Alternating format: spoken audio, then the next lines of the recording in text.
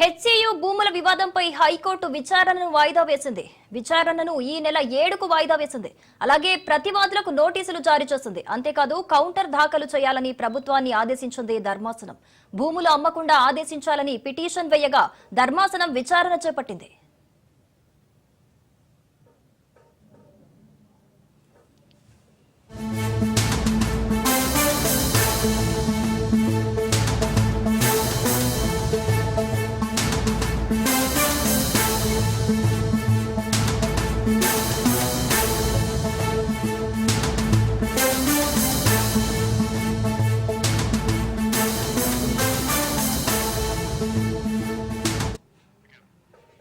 HCU భూముల వివాదంపై high court విచారణను వాయిదా వేసింది. విచారణను ఈ నెల 7కు వాయిదా వేసింది. అలాగే ప్రతివాదులకు నోటీసులు జారీ చేసింది. అంతేకాదు కౌంటర్ దాఖలు చేయాలని ప్రభుత్వాన్ని ఆదేశించింది ధర్మాసనం. భూములు అమ్మకుండా ఆదేశించాలని పిటిషన్ వేయగా ధర్మాసనం విచారణ చేపట్టింది. ఇదే అంశానికి సంబంధించిన మరిన్ని అప్డేట్స్ రత్నకుమార్ అందిస్తారు. రత్నకుమార్,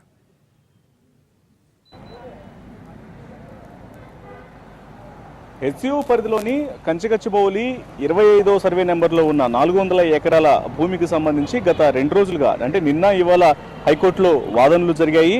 వటా ఫౌండేషన్ అలాగే మరొక రిటైర్డ్ సైంటిస్ట్ ఇచ్చినటువంటి పిటిషన్ల మేరకు వారి తరపున న్యాయవాదులు వాదనలు వినిపించడం జరిగింది. ముఖ్యంగా ఇవాళ జరిగినటువంటి వాదనల్లో భాగంగా వటా ఫౌండేషన్ తరపున సీనియర్ అడ్వకేటు నిరంజన్ రెడ్డి తన వాదనలు వినిపించారు. ఆయన నిన్న అప్పటికే ప్రభుత్వము గత సంవత్సరం 54 జీవో తీసుకొచ్చి భూములను టీజీఐఏసీకి అప్పగించిన తర్వాత వాటన్నిటిని కూడా ఇప్పుడు ఇతర కంపెనీలకు కేటాయించాలన్నటువంటి ఆలోచనలు చేస్తున్నారు. ఏ రకమైనటువంటి ప్రభుత్వ భూమి అయినప్పటికీ అది ఫారెస్ట్ ఏరియాలో ఉంది కాబట్టి దానికి ఒక కమిటీ వేయాల్సినటువంటి అవసరం ఉంటుంది. కమిటీ వేసి ఆ కమిటీ ఇచ్చినటువంటి తీర్పు పరిశీలించినటువంటి అంశాలన్నీ బేరీజ్ వేసుకుని మాత్రమే తుది నిర్ణయాలు తీసుకోవాల్సినటువంటి అవసరం ఉంటుంది. కానీ ప్రస్తుత ప్రభుత్వం అవేవి ఫాలో అవ్వట్లేదు అన్నటువంటి వాదనలు వినిపించారు. సో నిన్న ఇవాళ మరోవైపు సీనియర్ రిటైర్డ్ సైంటిస్ట్ ఇచ్చినటువంటి ఫిర్యాదు పిటిషన్కు సంబంధించి సీనియర్ అడ్వకేట్ రవిచంద్ర కూడా తన వాదనలు వినిపించడం జరిగింది. సో వీరిరువురు వాదనల తర్వాత ఏజీ సుదర్శన్ రెడ్డి తన వాదనలు వినిపించారు. ప్రభుత్వానికి సంబంధించి ప్రస్తుతం జరుగుతున్నటువంటి పనుల మీద ఆయన యొక్క వాదనలు అనేవి ముగిశాయి.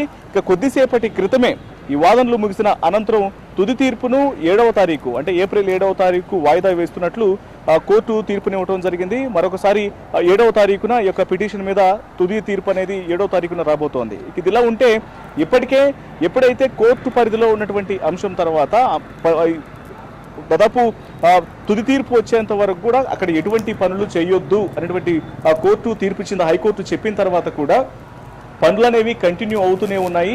జేసీబీలో పెట్టి లోపల వర్క్స్ అనేవి కంటిన్యూ చేస్తున్నారన్నటువంటి పూర్తి ఆధారాలను అడ్వకేటు నిరంజన్ రెడ్డి కోర్టుకు ఆధారాలతో సహా సమర్పించిన అనంతరం దీనికి సంబంధించి ప్రభుత్వానికి కోర్టు నోటీసులను జారీ చేసి కౌంటర్ దాఖలు చేయాలంటూ కూడా తెలియజేసినటువంటి పరిస్థితి ఉంది. ఇప్పుడు ప్రభుత్వం ఇచ్చినటువంటి పిటిషన్లకు సంబంధించి కూడా కౌంటర్ దాఖలు చేయాల్సినటువంటి అవసరం అయితే ఉంటుంది. ముఖ్యంగా ఈ యొక్క అంశానికి సంబంధించి హెచ్సియు భూములకు సంబంధించి గత 5 రోజుల నుంచి విద్యార్థులు ఆందోళనలు చేస్తూనే ఉన్నారు. రోజు రోజుకు ఆందోళనల తీవ్రత పెరుగుతుంది తప్ప ఏమాత్రం తగ్గడం లేదు. ఇక ఇప్పుడు ఇవాళ తాజాగా విద్యార్థులు హంగర్ స్ట్రైక్ కూడా పూనుకున్నటువంటి పరిస్థితి ఉంది. ఉదయం దాదాపు 200 మంది విద్యార్థి సంఘాలకు సంబంధించినటువంటి నేతలు లోపలికి వెళ్ళేటువంటి ప్రయత్నం చేశారు. ముఖ్యంగా ఏబీవీపీకి సంబంధించినటువంటి విద్యార్థులు లోపలికి వెళ్ళి అక్కడ జరుగుతున్నటువంటి పనులను పరిశీలించి ఒకవేళ పనులు జరుగుతుంటే మాత్రం వాటిని అడ్డుకునేటువంటి ప్రయత్నం చేయడంలో భాగంగా పోలీసులకు మరోవైపు విద్యార్థుల మధ్య కొంత వాగ్వాదం అనేది జరిగింది. విద్యార్థులు మొత్తాన్ని అదుపులోకి తీసుకొని ఇక్కడి నుంచి తరలించడం జరిగింది. సో మొత్తానికి ఈ యొక్క అంశం అనేది ఒకవైపున సుప్రీంకోర్టు స్టే అనేది కూడా ఉన్నటువంటి సందర్భంలోనే కొంత రిలీఫ్గా ఉన్నప్పటికీ కూడా ప్రభుత్వానికి మరి 3 గంటల 40 నిమిషాల తర్వాత మరొక సుప్రీంకోర్టు నుంచి కొన్ని ఆదేశాలు రావాల్సినటువంటి అవసరం ఉంది. కాబట్టి అది ఏ రకంగా ఉండబోతుంది అనేటువంటి ఒక సస్పెన్స్ అనేది మారింది. ఇప్పుడు హైకోర్టులో ఇచ్చినటువంటి తీర్పును బట్టి మాత్రం 7వ తారీఖు వరకు కూడా ప్రభుత్వానికి సంబంధించి ఇటు హైకోర్టు ఏం చెప్పబోతుంది ఈ 400 ఎకరాల భూమి విషయంలో అనేది ఒక సస్పెన్స్ అనేది ఇంకా కంటిన్యూ అవుతూ ఉంటుంది. Right Ratnakumar, thanks for the updates.